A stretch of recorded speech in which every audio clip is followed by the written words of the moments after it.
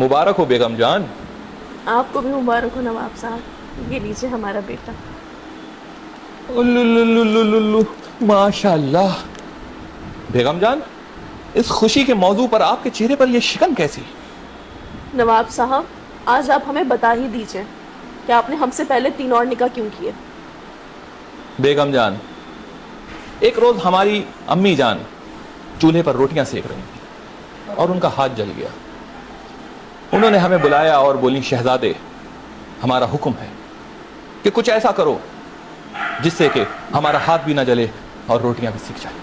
लिहाजा हमने उनके हुक्म की तामील करते हुए पहला निकाह किया और हमारी पहली बेगम रोटियां बनाने में मशगूल हो गई। फिर एक रोज हमारी अम्मी जान कपड़े धो रही थी और पानी से उनके हाथ कपो गए।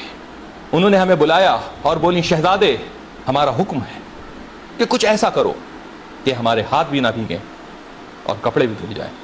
लिहाजा फिर से हमने उनके हुक्म की तामील करते हुए दूसरा निकाह किया और हमारी दूसरी बेगम कपड़े धोने में मशगूल हो गई। फिर एक रोज हमारी अम्मी जान झाड़ू पोछा दे रही थी और अचानक से उनकी कमर में दर्द उठा।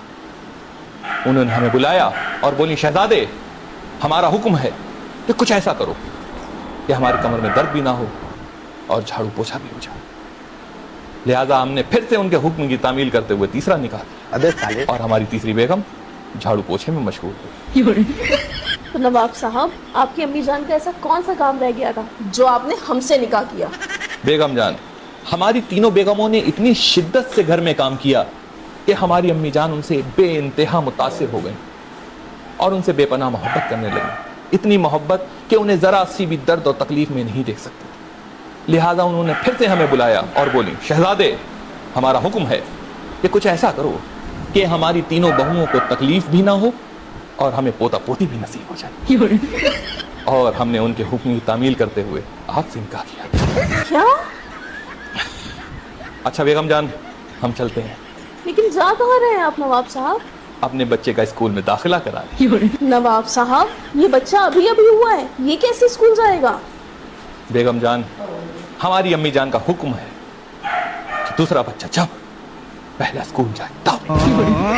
नवाब साहब, बेगम जान, आप फिक्र ना करिए, हम आपके लिए ORS का घोल लेते आएंगे।